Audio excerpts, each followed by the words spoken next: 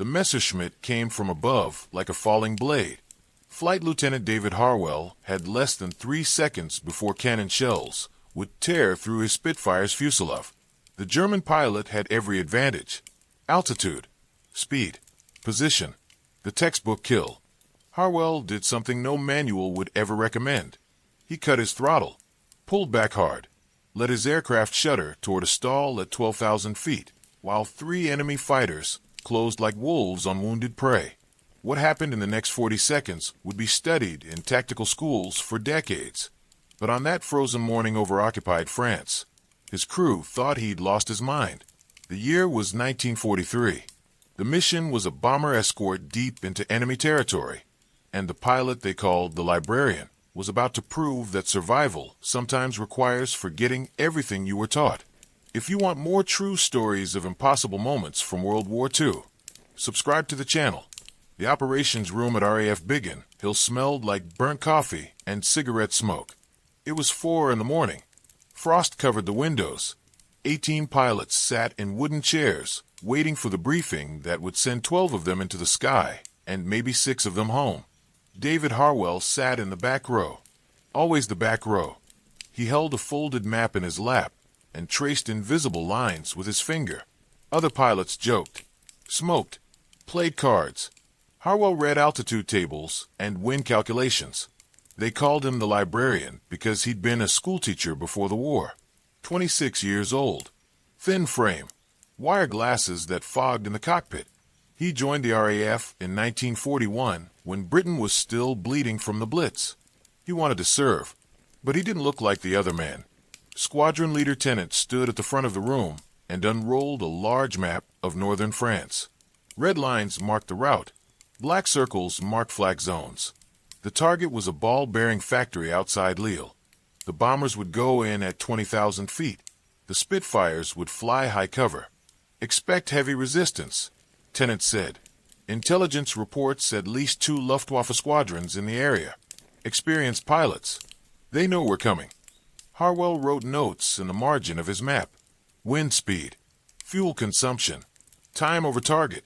The pilot beside him, a Canadian named Brooks, leaned over and grinned. You planning to write a book about it, Harry? A few others laughed.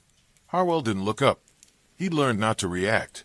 In the air, he'd proven himself competent, cautious but reliable. He followed orders, stayed in formation, brought his aircraft home. But competent wasn't the same as respected. The pilots who earned respect were the ones who dove into dogfights with reckless confidence, who claimed kills and celebrated in the mess hall. Harwell had 2 confirmed kills in 18 months. Both defensive, both by the book. Brooks had 7. Tennant finished the briefing and dismissed them. The pilots filed out into the cold pre-dawn darkness. Ground crews were already warming engines.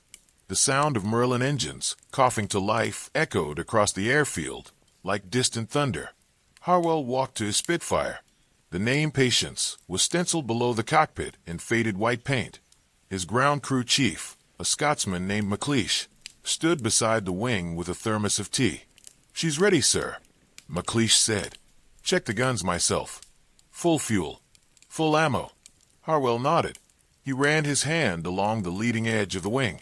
Cold metal. Smooth rivets. He'd flown this aircraft for 6 months. He knew every vibration, every sound. The slight pull to the left when the flaps deployed. The way the stick stiffened above 15,000 feet. "Think it'll be rough today?" McLeish asked. "Always is," Harwell said. He climbed into the cockpit, strapped in, adjusted his oxygen mask. The pre-flight ritual calmed him. Fuel mixture, magnetos, trim tabs, each switch and lever in the correct position. The cockpit smelled like oil and leather and cold air. The sun hadn't risen yet. The sky was deep blue, turning gray at the eastern horizon. Harwell watched the other pilots taxi into position. 12 Spitfires, 12 men. Some of them wouldn't come back. That was the mathematics of war. You couldn't change it. You could only try to improve your odds. The radio crackled. "All aircraft, this is Falcon Leader. Start engines. We're wheels up in 5. Harwell pressed the starter. The Merlin engine turned over once, twice. then roared to life with a sound like tearing metal. The whole aircraft shook. He felt it in his chest, in his teeth. One by one the Spitfires lifted off into the darkness. They climbed in formation toward the channel. Below them, England disappeared into shadow. Ahead, the coast of France waited like a knife edge. The bombers were already over the target when the Spitfires arrived. Harwell could see the black puffs of flak bursting around the B-17s like deadly flowers. The bombers held formation, steady, unshakable. He admired that, the discipline it took to fly straight while the sky exploded around you. Falcon Squadron, this is Falcon Leader. Stay tight, eyes open. They'll come from the sun. Harwell scanned the sky above. The sun was climbing now, bright and blinding, exactly where an attacker would hide. He squinted through his goggles, watched for shadows, movement, anything. Brooks's voice came over the radio. Excited, tense. Bandits. 2 o'clock high. Count 6, no 8 contacts. Harwell looked right. Saw them. Black dots dropping out of the glare like stones. Messerschmitt Bf-109s. Fast. Disciplined. Already positioning for slashing attacks on the bombers. Falcon Squadron, engage. Engage. The formation broke apart. Each pilot selecting a target. The sky filled with aircraft twisting and diving. Tracer fire arced through the air like burning threads. Harwell stayed high. Watched the fight develop below. His job was high cover. Protect the bombers from follow-up attacks. That's when he saw the second group. 3 more Messerschmitts. Higher than the first wave. Circling like sharks. They weren't diving on the bombers. They were waiting. Watching for stragglers. For someone who broke formation or got separated. Harwell keyed his radio. Falcon Leader, 3 bandits at Angels 20, north of the bomber stream. They're hunting. Copy that, Falcon 4. Stay with them. Don't let them through. Harwell turned toward the Germans. Climbed. His Spitfire clawed for altitude. The Merlin engine screamed. He watched the enemy formation through his gun sight. They saw him. One of them peeled off and dove toward him. This was the test. 1 Spitfire. 1 Messerschmitt. Equal aircraft, equal skill. Whoever made the first mistake would die. The German came in fast. Head-on pass. Harwell held his course. Waited. His thumb hovered over the firing button. Distance closed. 500 yards. 400. 300. He fired a short burst. Missed. The German fired back. Tracers snapped past Harwell's canopy, so close he felt the heat. Then they flashed past each other. Harwell pulled hard left. His vision tunneled. Blood drained from his head. He grunted against the G-force and rolled inverted. The German was turning back toward him. Tight. Fast. Trying to get inside Harwell's turn radius. Harwell rolled upright and pulled harder. The Spitfire shuddered. The engine coughed. He was asking too much. Pushing too hard. He leveled out. Checked his 6. The German was gone. He leveled out. Checked his 6. The German was gone. No, not gone. Above him. Harwell's chest tightened. The Messerschmitt had gained altitude during the turn. Now it was diving, coming down with speed and gravity. Harwell pushed the throttle forward. Dove. Try to build speed. Extend. But the German was faster. Then the other 2 arrived. Harwell saw them in his mirror. 2 more Messerschmitts closing from behind. They'd coordinated. Baited him, drew him away from the formation. Now they had him isolated. 3 against 1. The first burst hit his left wing. Cannon shells punched through aluminum. Harwell felt the impact through the stick. The Spitfire yawed right. He corrected, pushed the nose down. Dove steeper. The Germans followed. Harwell's mind raced. He was outnumbered, outpositioned. They had altitude and speed. The textbook said extend. Run. Use the Spitfire's superior dive speed to escape. But they were already too close. Another burst. This time from above.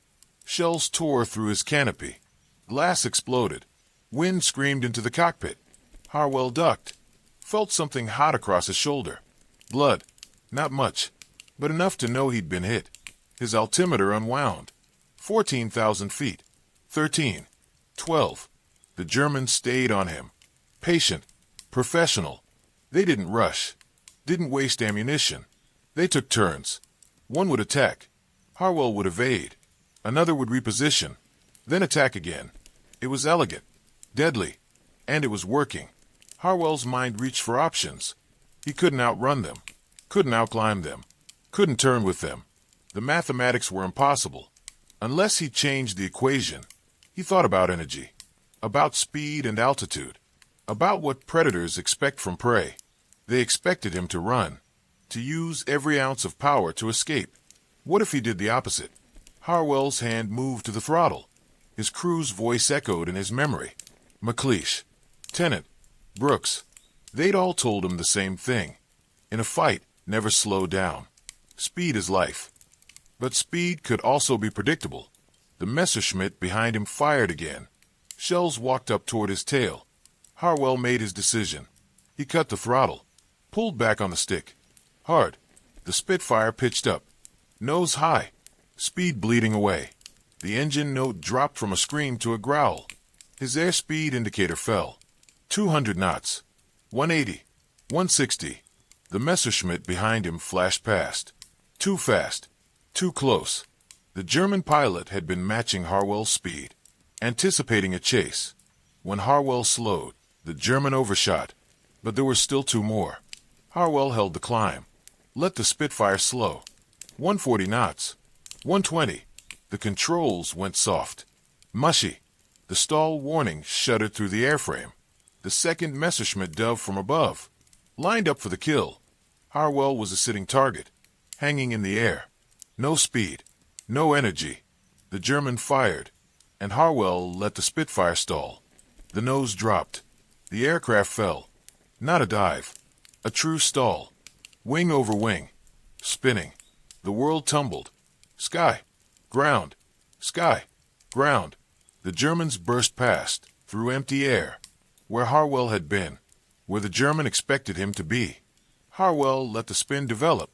One rotation. Two. He counted. Stayed calm. At 8,000 feet, he kicked the rudder. Pushed the stick forward. The Spitfire snapped out of the spin. He pulled back. Leveled. Shoved the throttle to full. The Merlin roared back to life. He looked up. The three Messerschmitts were scattered. Confused. They'd lost their target. Lost their coordination. Harwell climbed. Found the closest German. The one who'd overshot first. The pilot was turning. Searching. Harwell came up from below. Unseen. He fired. The burst hit the Messerschmitt's engine cowling. Smoke poured out. The German rolled and dove. Trailing black. Harwell didn't follow. He turned. Found the second German. This one saw him. Turned hard. Tried to meet him head-on. Harwell didn't accept the joust. He rolled inverted. Pulled through.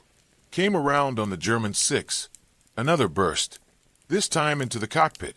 The Messerschmitt shuddered. Rolled. Fell. The third German ran. Harwell watched him go. Didn't chase. He was low on ammunition. Low on fuel. His left wing had holes the size of dinner plates. His shoulder burned. His hand shook. But he was alive. He turned west. Toward England. Toward home. The radio crackled. Falcon 4. This is Falcon Leader. Report status. Harwell keyed the mic. His voice was steady. Falcon 4. 3 bandits engaged. 2 confirmed destroyed. 1 damaged and withdrew. Returning to base. There was silence. Then Brooks's voice. Quiet. Respectful. Copy that 4. Good shooting. Harwell didn't reply. He checked his instruments. Fuel was critical. He'd have maybe 10 minutes over England before the engine quit. He needed to find the coast. Find the airfield. Land. Below him, the English Channel appeared. Gray water. Whitecaps. The coast of Dover. He'd made it. His Spitfire coughed. The engine sputtered. Fuel starvation. He switched tanks. The engine caught again. Smoothed out. Not much left. But enough. Biggin Hill appeared on the horizon. The runway. The control tower. Harwell lowered his landing gear. The left gear indicator stayed red. Damaged. He tried the emergency extension. Nothing. He'd have to land on one wheel. He keyed the radio. Tower, this is Falcon 4. Emergency landing. Left gear unsafe. Possible fire on approach. Copy, Falcon 4. Crash crew standing by. You're cleared to land. Runway is yours. Harwell lined up on final approach. The runway stretched ahead. Gray concrete. He held the Spitfire steady. Throttle back. Nose up. Let the right wheel touch first. It did. The Spitfire rolled on one wheel. Balanced. Then the left wing dropped. Metal scraped concrete. Sparks flew. The aircraft slewed right. Harwell fought the rudder. Kept it straight. The Spitfire skidded. Slowed. Stopped. Silence. Harwell shut down the engine. Unstrapped. Climbed out of the cockpit. His legs shook. He dropped to the ground. Fire trucks rushed toward him. Crew swarmed the aircraft. McLeish ran up. Looked at the damage. Looked at Harwell. Shook his head. Jesus, sir. How? Harwell didn't answer. He walked toward the operations building. His shoulder throbbed. Blood soaked through his flight suit. A medic intercepted him. Tried to guide him toward the ambulance. I'm fine, Harwell said. Just need to debrief. The medic didn't argue. Harwell kept walking. He needed to write the report while it was fresh, while he could still remember every detail, every decision, because he knew what he'd done was impossible, and he needed to understand why it worked. The debriefing room was empty except for Squadron Leader Tennant. He sat at the metal table, with Harwell's gun camera film spread in front of him, frame-by-frame images of the engagement, the Messerschmitts, the stall, the kills. Tennant looked up when Harwell entered. His expression was unreadable. Sit down, Harry. Harwell sat. His shoulder had been bandaged. The medic said the wound was superficial. Shell fragment. Clean cut. He'd been lucky. Tennant tapped the photographs. Walk me through it, from the moment you engaged. Harwell explained. The 3 Germans. The coordinated attack. The impossible position. Then the decision. Cut throttle. Climb. Stall. Tennant listened without interrupting. When Harwell finished, the squadron leader leaned back in his chair. He was quiet for a long moment. You stalled at 12,000 feet. Deliberately. Yes, sir. With 3 enemy fighters on you. Yes, sir. That's not in any manual I've read. No, sir. It isn't. Tennant picked up one of the photographs. The image showed Harwell's Spitfire nose high, nearly vertical. The Messerschmitt overshooting below. They expected you to run, Tennant said. They did. And you gave them the opposite. It was the only variable I could control. They had position, altitude, numbers, but they also had assumptions. I changed the assumption. Tennant set the photograph down. He looked at Harwell with something that might have been respect. 2 confirmed kills. 1 damaged. You came back on fumes with a shot-up aircraft and a hole in your shoulder. He paused. The other pilots are calling it suicide tactics. It wasn't suicide, sir. It was mathematics. Explain. Harwell leaned forward. His voice was calm, measured. The teacher explaining a problem. Energy management. They were faster because they dove from altitude. I couldn't escape, but I could force them to overshoot by removing my forward speed. The stall wasn't reckless. It was calculated. I knew the Spitfire's stall characteristics, knew the recovery altitude, knew they wouldn't expect it. Tennant studied him, then nodded slowly. You turned their aggression into a mistake. Yes, sir. And if you'd miscalculated? If you'd stalled 50 feet lower? I didn't. Tennant smiled. It was brief, almost invisible, but it was there. No, you didn't. He stood. Get some rest. You're grounded for 48 hours while that shoulder heals. After that, you're back on the roster. Harwell stood, saluted, turned to leave. Harry. He stopped. That maneuver. The deliberate stall. Have you done it before? No, sir. First time. Will you do it again? Harwell thought about it. About the spin. The moment when the controls went dead and the earth tumbled around him. The edge between control and catastrophe. If I have to, he said. He walked out into the afternoon light. The airfield was quiet. Most of the squadron was still in the air or hadn't returned. Harwell walked past the mess hall, past the barracks. He found a bench near the flight line and sat. His hand still shook, adrenaline leaving his system. He watched ground crews working on damaged aircraft, patching holes, replacing panels. The work of survival. Brooks found him an hour later. The Canadian sat down beside him without asking. He lit a cigarette, offered one to Harwell. Harwell shook his head. Heard what you did, Brooks said. Stalled on purpose. That's either brilliant or insane. Maybe both. Brooks laughed, took a drag, exhaled slowly. They're saying you got 2 109s. Clean kills. The gun camera confirmed it. You've got 4 total now. 2 more and you're an ace. Harwell didn't respond. The mathematics of killing didn't interest him. He'd done what was necessary to survive. To complete the mission. That was all.